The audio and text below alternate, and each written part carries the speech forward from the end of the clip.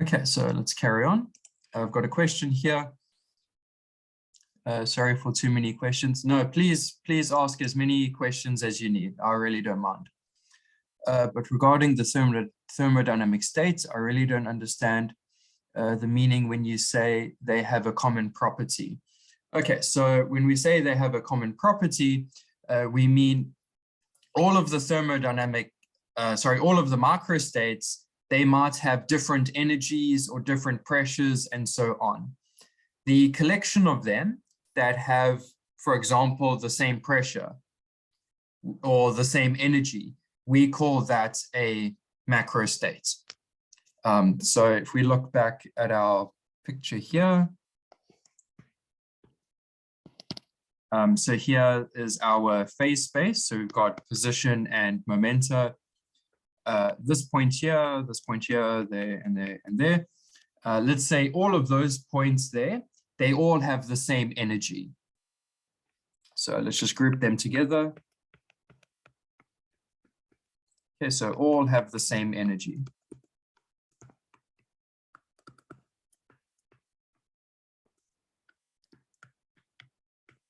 Okay, so these particles, right, that the points represent, they might be in different places, they might be moving at different velocities.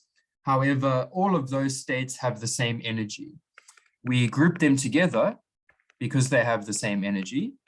Let's say E1, for example. Then that collection is called one macrostate.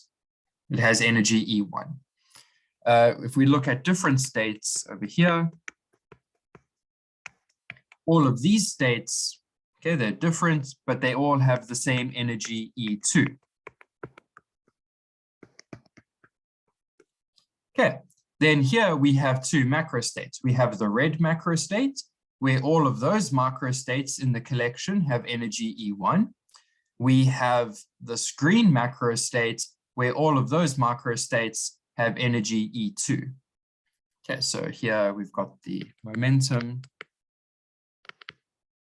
And here we've got the position. Okay, so that grouping, we call that a macrostate.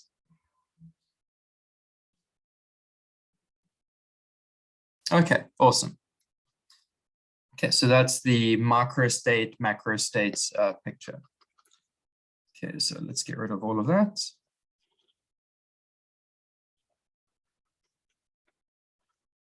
Okay, so we were talking about these thermodynamic variables. Remember, they must be well defined. So the states are specified by thermodynamic variables, also known as state variables. For example, we could have the label NPV, where N, that's the number of particles.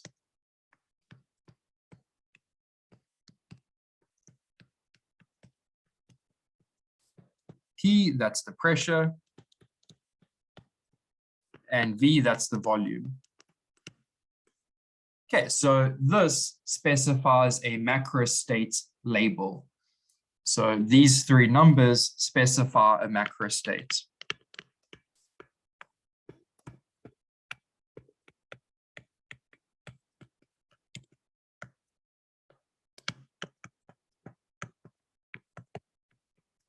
Okay.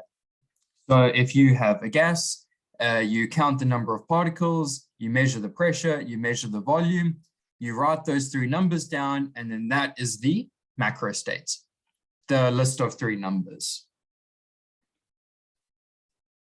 Okay, so quickly recall. For a closed system, the ones that we're interested in for now, closed system implies that N is a constant. Okay, because we don't allow any transfer of particles, so the number of particles is constant for a closed system. So since it's constant, so we only need P and V. Okay, because N is constant. You don't need to write that down if it's the same for all the possible systems. Okay, so in this case, P and V is then our macro state. Okay, so let's have a look at state functions. I think there was a question earlier on that. Okay, so state functions. Okay, sometimes called functions of states, but that's the same thing.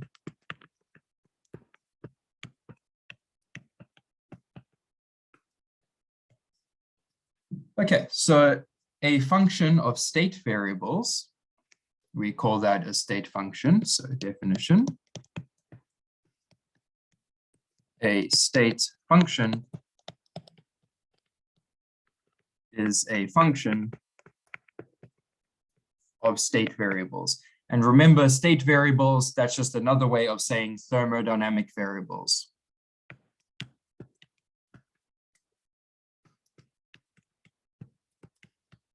Or thermodynamic variables. And we already have a nice list of them.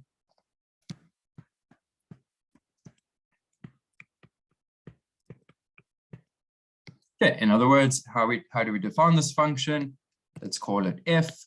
It takes, it goes from the state space to the real numbers. Okay, so that's a state function. As a picture, the state space, if we just look at this previous example where PV defines the macro state, then our state space is going to look something like this. We've got pressure, we've got volume, and we've got an individual macro state, or just state. Since we're only concerned with macro states, we can just call it a state. This gets mapped over to some real number. Yeah, so each individual state gets mapped to a real number. For example, temperature might depend on pressure and volume, for example. So example, the temperature T might be some function of pressure and volume. So we call that a state function. So temperature is a state function.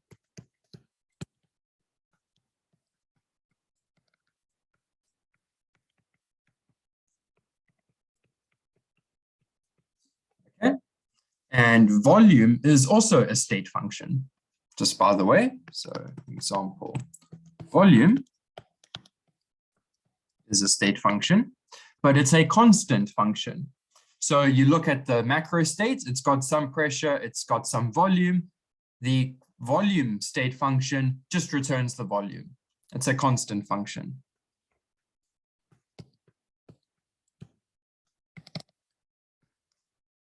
Is a state function.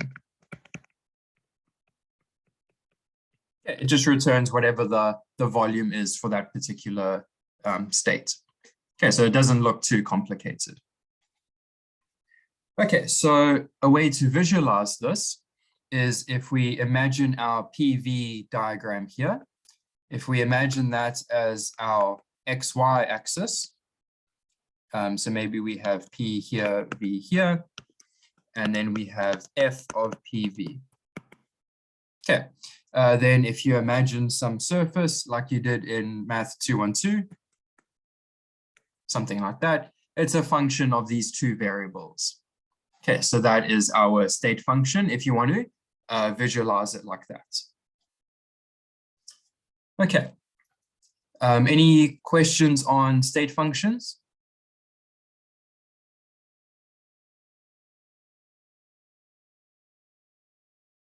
Okay. If we take a state function like t equals f of p and v, we can rewrite it quite simply.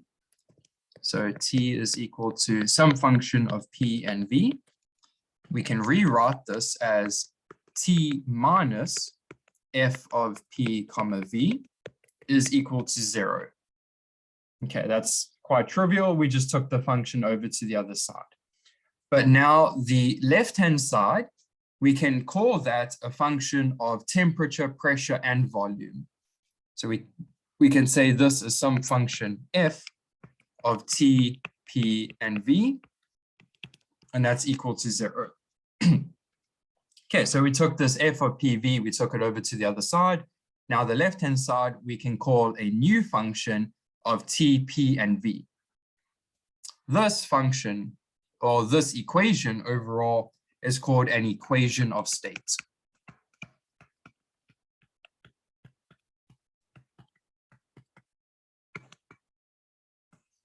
Okay, so just as an example, you remember the ideal gas law from matric or from first year, PV equals nRT. If we take everything over to one side, or you just leave it like this, however you want to think about it, we can say PV minus nRT is equal to 0. If you want to make it look more like what we have on the right, then this is the equation of state for an ideal gas.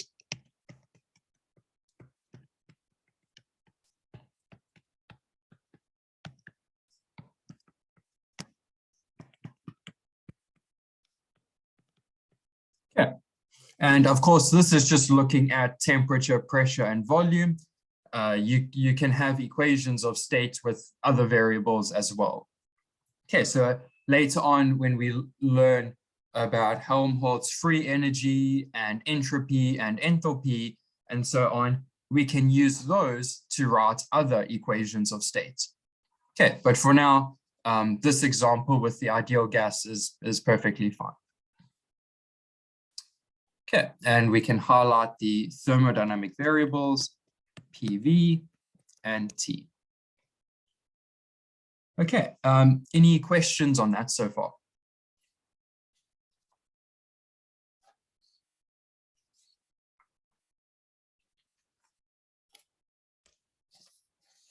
No questions. Okay, awesome. Let's carry on then. Okay, so that's it for our chapter 1, which is just going through the vocabulary of everything. Okay, so by now you should have all of this in your vocab.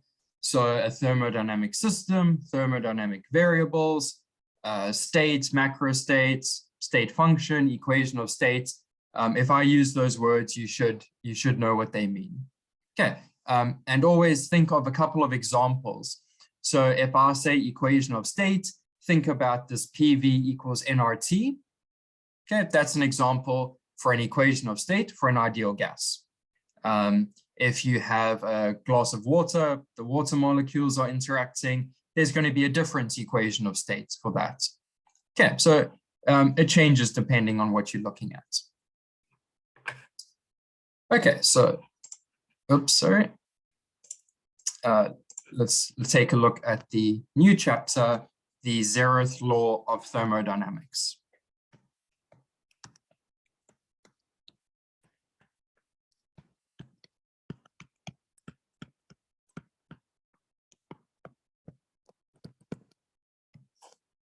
Okay, so we are on to our first law, just called the 0th law.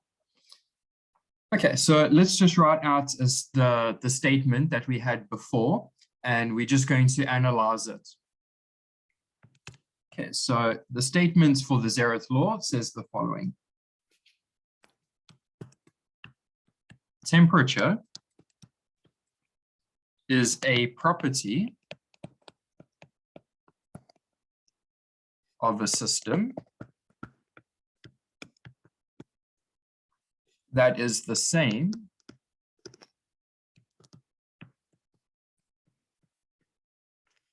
for all systems in thermal equilibrium.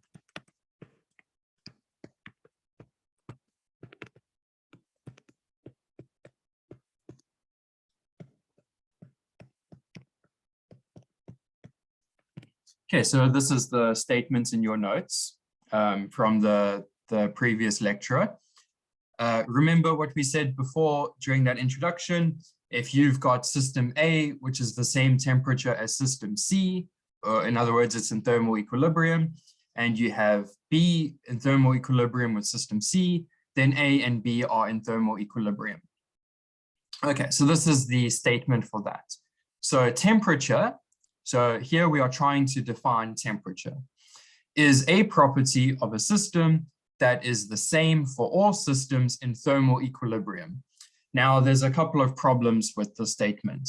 Okay, so we're going to go through and see that this is actually a bad statement to make. So firstly, we are trying to define temperature, but we are using the term thermal equilibrium. How can we define temperature using this idea of thermal equilibrium? Thermal means temperature, right? So we've got a bit of circular logic going on here.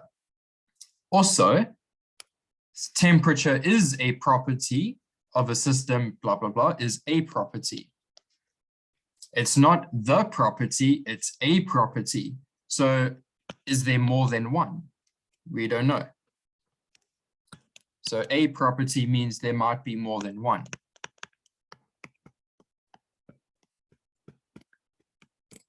Okay, so you see this statement actually doesn't make a lot of sense if we are trying to define temperature. So firstly, the statement is backwards and does not explain what temperature is.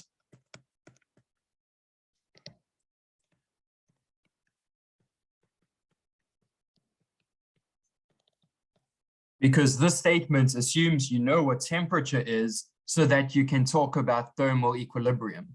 We don't know what temperature is, so the statement isn't really telling us much. Okay, so we will define temperature later on.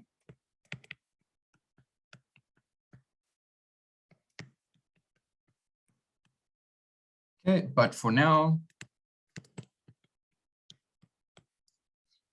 let's use intuition to at least measure it.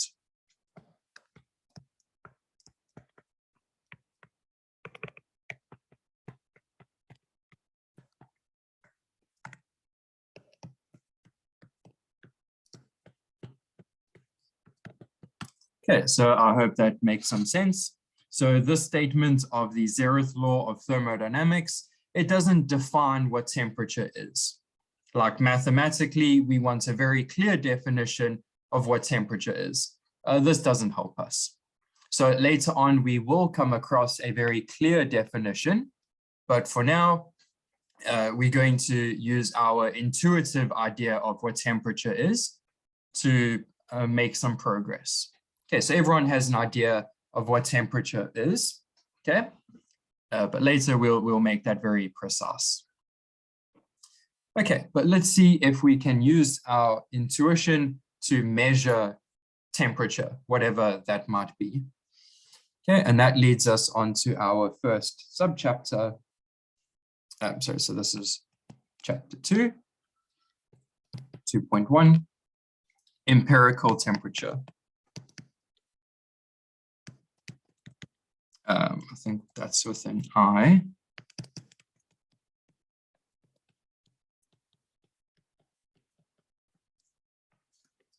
Okay, and just a little notes, empirical, what does that mean?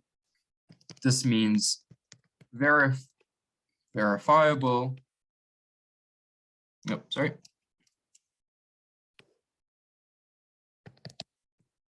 Verifiable by observation and experience. So what empirical temperature means is we're going to measure something that we call temperature via an observation of the system.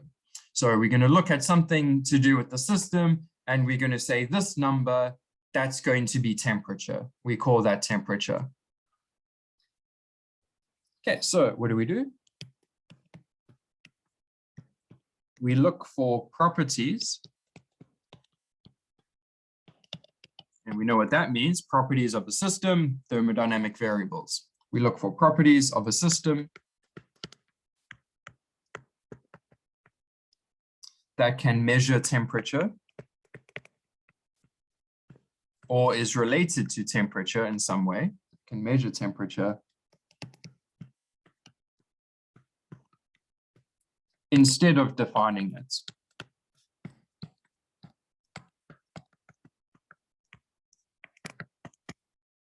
Okay, so what do we mean by that?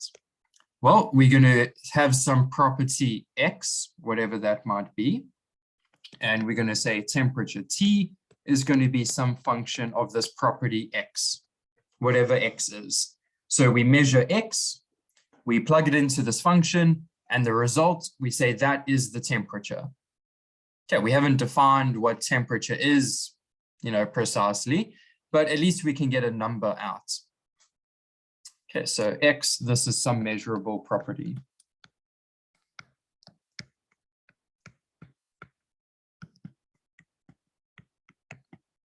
Okay, so what do we do? Just as an example, we can look at the length, volume, maybe color. Okay, it's some property of the system. Okay, so we're going to be looking at the length of a system. Why? Because we know from intuition or from experience that when you heat something up, it expands. Most times, okay? Sometimes it's different, but if you think about like a piece of metal, if you heat it up, it's going to expand. So we can use that expansion to come up with a way of measuring the temperature. In other words, if there is more expansion, then there is more temperature, if you want to think of it like that. So it's hotter. Okay, so what can we do? We need to define this function f, because we can measure the length, but we need to come up with some function f that takes the length and turns it into some temperature value. Okay, so this f can be anything really, but for ease of use, we would like f to be a linear function of x.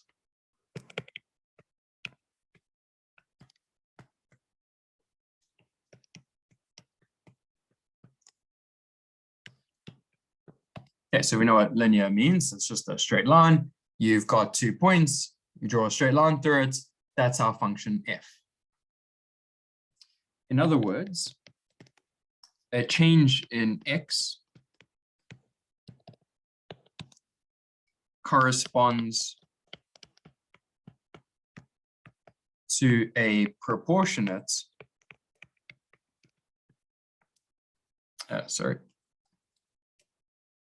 proportionate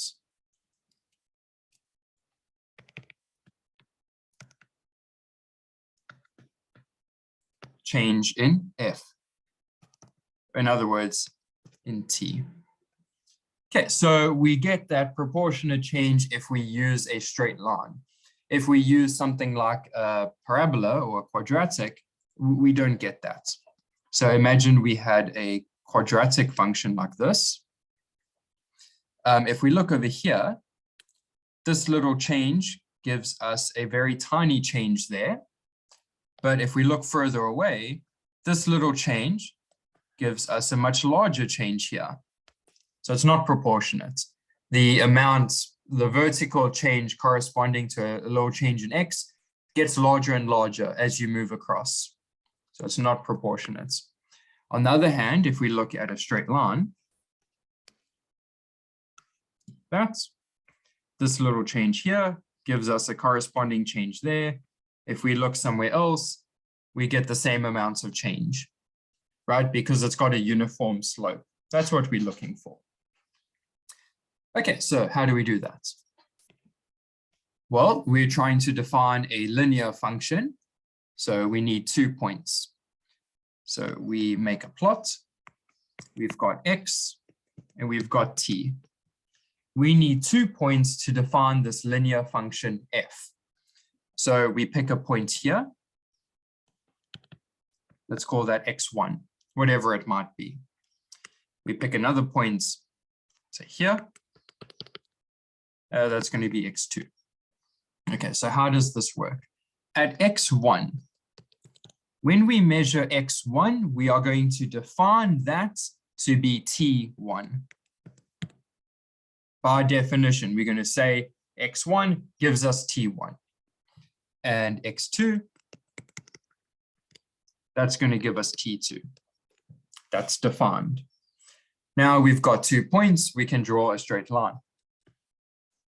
And this is going to be our line t equals f of x. Okay, so we all know how to make a straight line given those 2 points. Okay, so how does this work in practice? So let's have a look at the example of a mercury thermometer.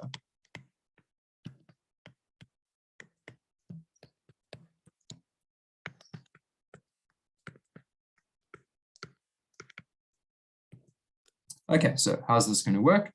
In this case, X, our measurable quantity, is the height of mercury in the tube.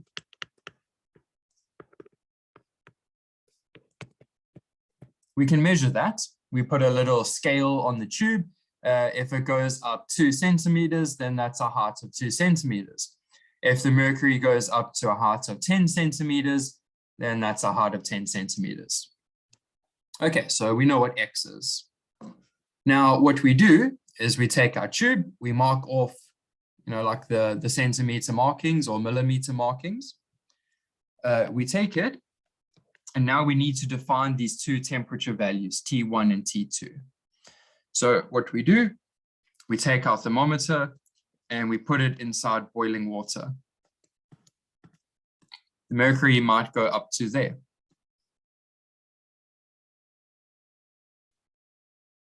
Okay, so this is boiling water. It goes up to here. Let's call that H2. Whatever it might be, you've drawn those dots, the lines, right? So you've drawn all the lines up to H2, and we say this corresponds to T2, which we define to be 100 degrees Celsius. Okay, so that's us saying H2, that's going to be 100 degrees Celsius. Then we take our thermometer and we put it in ice water.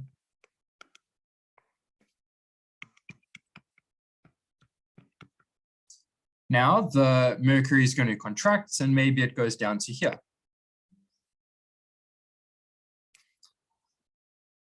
Okay, this is going to be now H1. Whatever it is, you measure with your ruler, you see that's H1, that corresponds to T1, and we say that is 0. That's 0 degrees Celsius. Now we have 2 points. We have H1 corresponding to 0, we have H2 corresponding to 100. We can draw ourselves the function. So we've got H, we've got T. When H is H1, that corresponds to 0. When H is H2, that corresponds to 100. We can draw a line through here. So this is our T of H line. So what you can do now is you can take this thermometer and you can put it on something else. So let's say you've got your cat.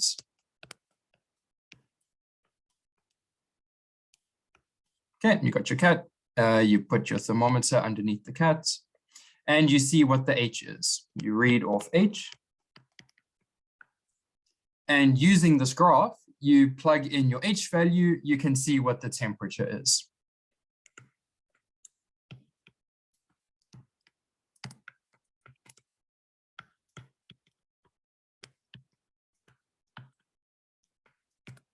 And that allows you to now go and measure temperature. So throughout this whole process, we have not defined temperature, but using the fact that there's this linear relationship between H and what we want temperature to be, we can use that to measure temperature. And since we're using this physical length H, which is going to expand or contract based on the heat transfer. We use that to come up with this number T. That's why we call it empirical temperature, because we're actually making measurements of things to work out the temperature. Okay, so this is our first concept of temperature, called empirical temperature. Okay, where we use this physical quantity to measure what the temperature is. Okay, any questions so far on this?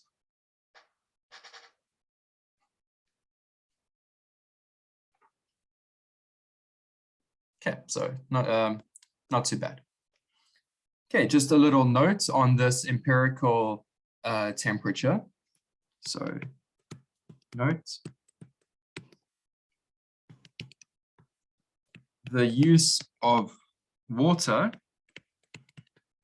/ice/steam, okay, whatever phase you measured, so water, ice, or steam, is arbitrary.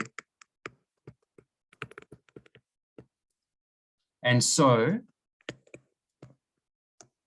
the 0 degrees Celsius is not objective.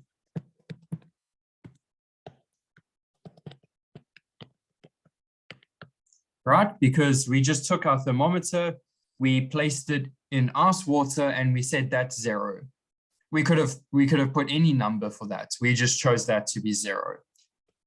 Okay, so it is not objective. It depends on your choice. So we could have said 0 degrees Celsius is the temperature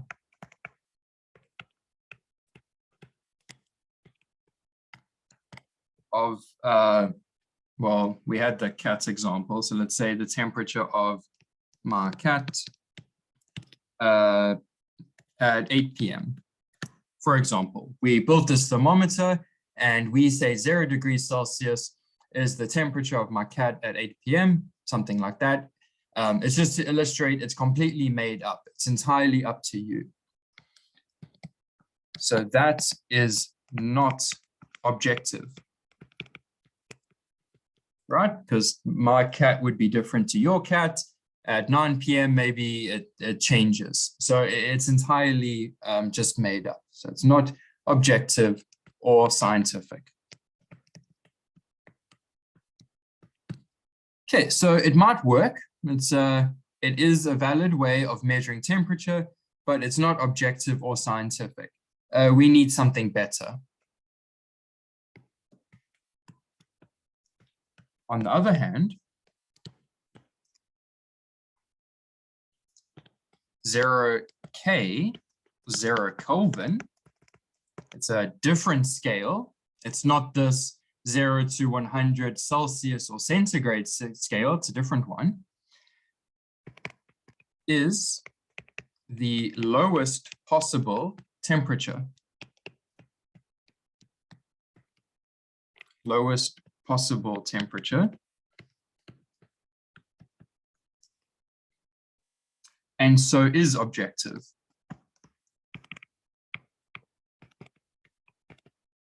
Okay, in other words, it's a scientific fact that you cannot get any lower than 0 Kelvin. And so is objective. So we use Kelvin instead.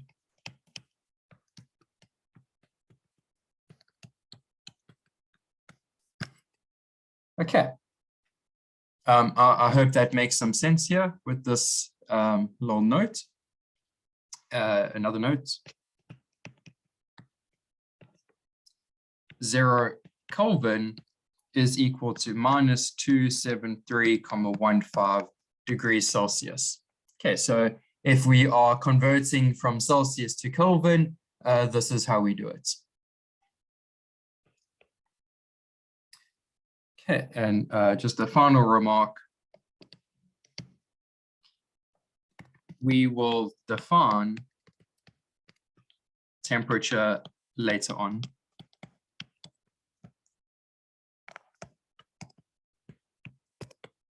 Okay, so far we know how to measure temperature using this thermometer construction. So we can measure temperature, but we still don't know what it is exactly. We're going to do that later. Okay. Are there any questions about today's lecture?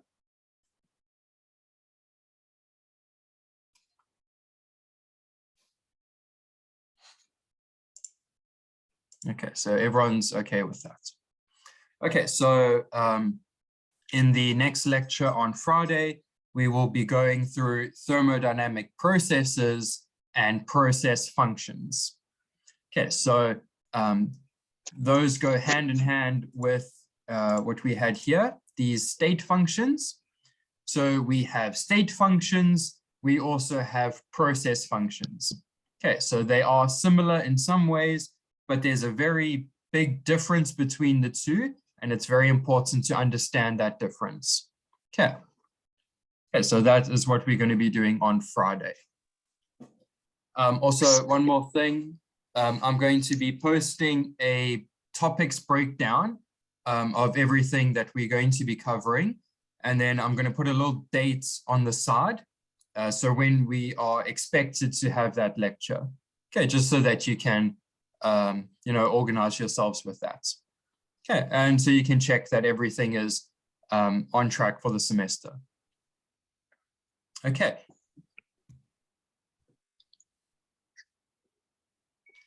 Until which video should we watch up to Friday? So up to the end of process functions. So the video on calculating the work done for some process. Okay, so if you watch up to there, you'll be fine for Friday. I don't know the exact number, but I can have a look at that. Okay, and remember that the hand-in assignment or problem worksheet, that's due on Monday as well, next Monday. Okay, if you have any questions, just let me know on the WhatsApp group or you can email me. I want to know if we convert from Celsius, we must add, yeah, so remember, if we just go back there.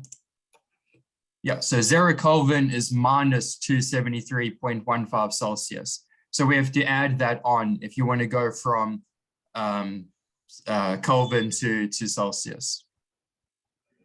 So other way around. Okay, I'll see you all on Friday. Bye, everyone.